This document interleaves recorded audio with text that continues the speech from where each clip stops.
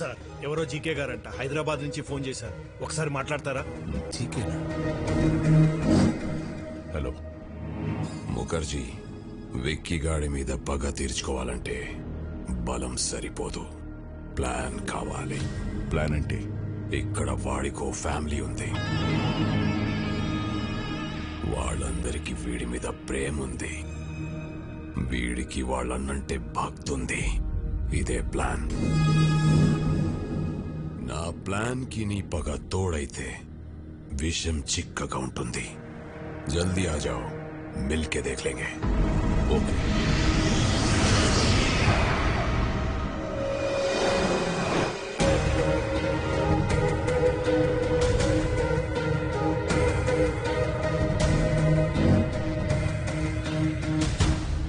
Welcome to Hyderabad Mukherjee. दुश्मन का दुश्मन हमारा खास दोस्त। प्लान ఏంటి? ఎక్స్క్యూజ్ మీ, బయలురాజు చెప్పు. సార్ ఈరోజు విక్కీకి అమిత్ గడ్ దొరికిపోయాడు సార్. నా గురించి వాడు అన్ని చెప్పేశాడు సార్. ఆ విక్కీ గడ్ ఎలాగైనా నన్ను పట్టుకుంటాడు సార్. కంగారు పడకు, నువ్వు అర్జెంట్ గా బయలుదేరి మన సాస్ ఐ టవర్ కు వచ్చేయి. మన వాళ్ళు వచ్చి నిన్ను పికప్ చేసుకుంటారు. ఈ రాత్రే నిన్ను దుబాయ్ పంపిస్తా. అలాగే సార్, నేను అక్కడికే వచ్చేస్తాను సార్. ఎరా దొరికింద్రా, సొరచాప ఎక్కడున్న వస్తుంది. What's the plan? రేయ్ రెడ్డి సార్, ఆ విక్కీ గాడికి ఫోన్ చేసి బయలురాజు ఉన్న లొకేషన్ చెప్పు.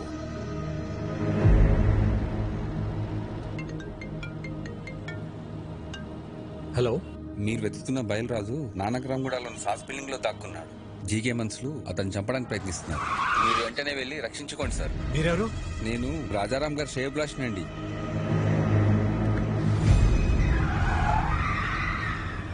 రాజారాం శ్రేయభిలాషి అంటే మరి అతనికి కూడా ఫోన్ చేయాలిగా మామా. అర్థమైంది అల్లుడు.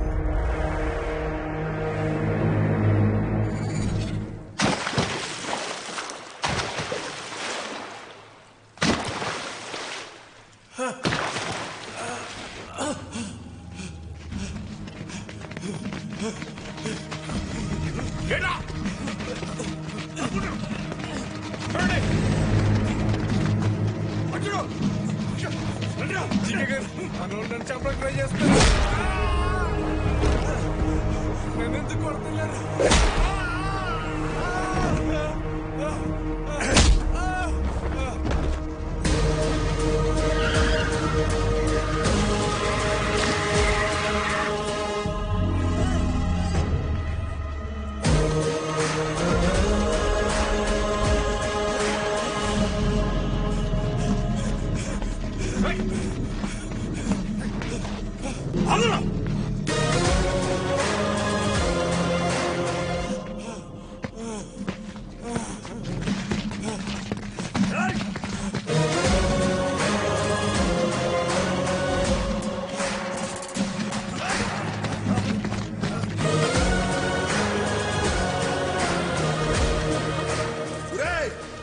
విక్కీ బాబు, విక్కీ బాబు, నన్ను క్షమించండి విక్కీ బాబు.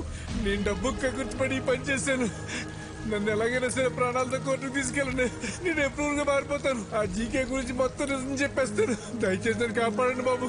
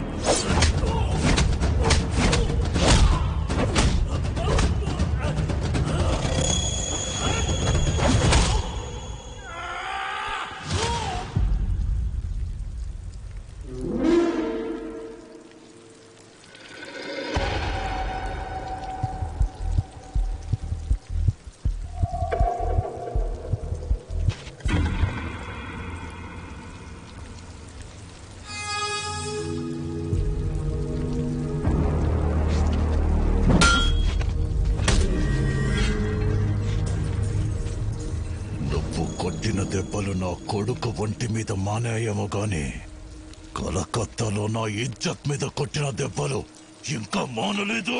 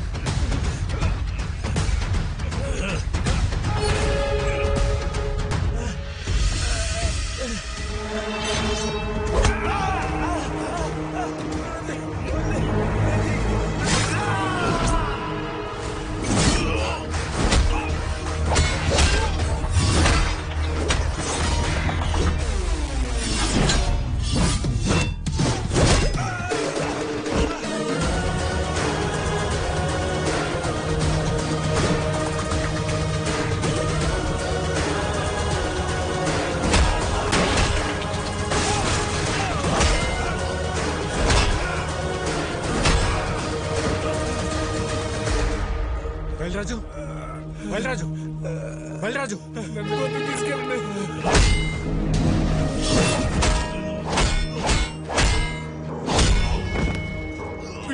విక్కీ బా చూడదా మేరా పాపకు లైఫ్ లో మళ్ళీ నీకు కనిపించు ప్లీజ్. విక్కీ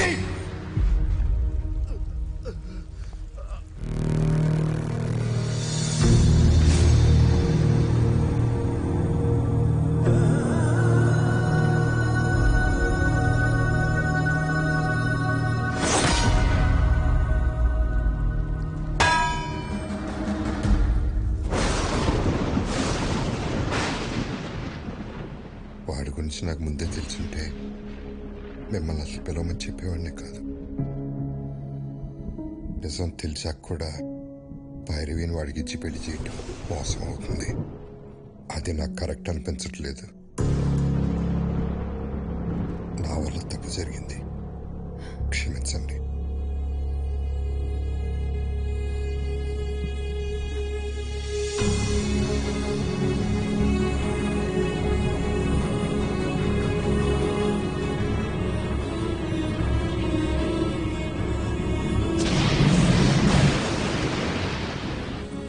ఏరియాలో నా కాంట్రాక్ట్స్, నా బలగం, 100 కోట్ల ఆదాయాన్ని సొంతం చేసుకొని ఎక్కడికొచ్చి డ్రామాలు ఆడుతున్నావా?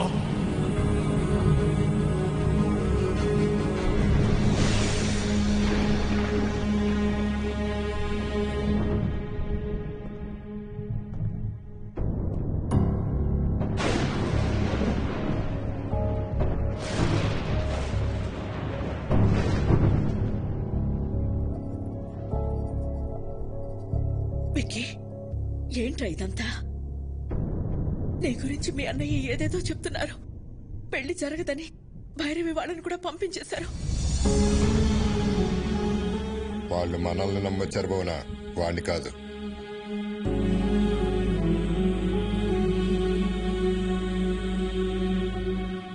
ఏంట్రా ఇదే? మేము చూస్తున్న విక్కీ నిజమా? ఆయన చెప్తున్న విక్కీ నిజమా? రెండు నిజమే వదిన, రెండు నేనే. అన్నయ్య చెప్పినట్టు నేను మారకపోవటం నిజం, భైరవిని ప్రేమించడం నిజం, అలాగే మీరందరూ కావాలనుకోవటం, హ్యాపీగా ఉండాలనుకోవటం కూడా నిజం. అంటే నా కళ్ళతో నేను చూసింది అబద్ధమా? కాదన్నయ్య, నీకు నాకు తేడా ఏంటో తెలుసా? చిన్నప్పుడు ప్రపంచాన్ని నాకు నీ కళ్ళతో చూపించాలనుకున్నావు, నేను నా కళ్ళతో చూద్దాం అనుకున్నాను. గొంతెత్తితే తలెత్తాను, చేయితే కాలెత్తాను, దాడికి దాడి, మోసానికి మోసం చేశాను. చేసిన తప్పు సమర్థించుకుంటున్నావా? నేను చేసిన తప్పే కాదంటున్నాను.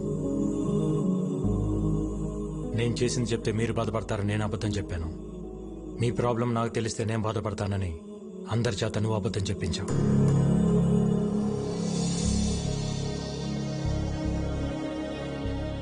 నిజాలు ఇద్దరం దాచామన్నయ్య. రే, ప్రాణం పోసే అబద్ధానికి నిజం కన్నా ఎక్కువ విలువ ఉంటుంది. ప్రాణం తీసే నిజానికి అబద్ధం కన్నా ఎక్కువ ప్రమాదం ఉంటుంది. నిజం చెప్పుంటే నన్ను ఇంట్లో ఉండనిచ్చేవాడేవా అన్నయ్య? నువ్వు మంచితనం, నిజాయితీ, కల్మషం లేని మనసు దగ్గర ఆగిపోయావన్నా. ప్రపంచం మారిపోయింది. ఒకప్పుడు తల దించినోడికి మర్యాద, ఇప్పుడు చెయ్యి ఎత్తినోడికే మర్యాద. ఒకప్పుడు తప్పుని ప్రూవ్ చేయడానికి సాక్ష్యాలు కావాలి, ఇప్పుడు నిజాన్ని నిజమని ప్రూవ్ చేయడానికి సాక్ష్యాలు కావాలి. మారాలన్నయ్య. ప్రపంచంతో పాటు మనం మారాలి. మారకపోతే చంపేస్తావా? ఈ ఇంటికి కొన్ని ఆదర్శాలున్నాయి, ఈ కుటుంబానికి కొన్ని విలువలున్నాయి. అవి లేని వాడికి ఇంట్లో ఉండే అర్హత లేదు. పొరబెటికి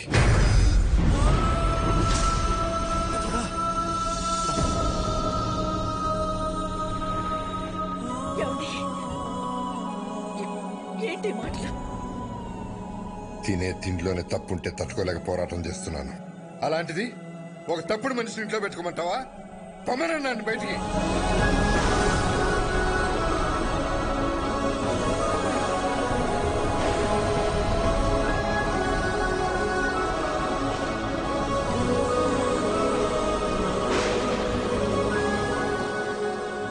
నేను ఎందుకు వెళ్ళాలి? నేను వెళ్ళను చెప్పండి.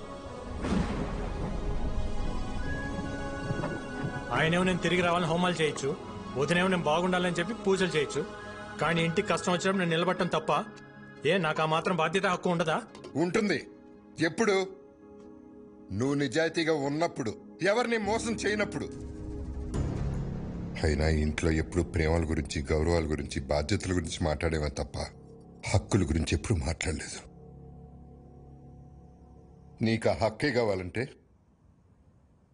మేమే ఇక్కడి నుంచి వెళ్ళిపోతాం.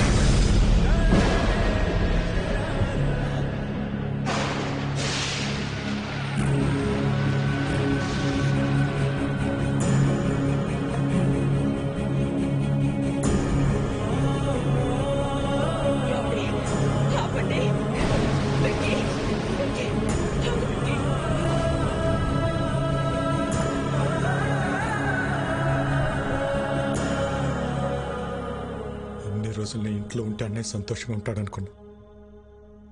కానీ ఇంట్లో నుంచి వెళ్తేనే అన్నయ్య సంతోషంగా ఉంటాడంటే ఒక్క సెకండ్ కూడా ఉండను వదిన.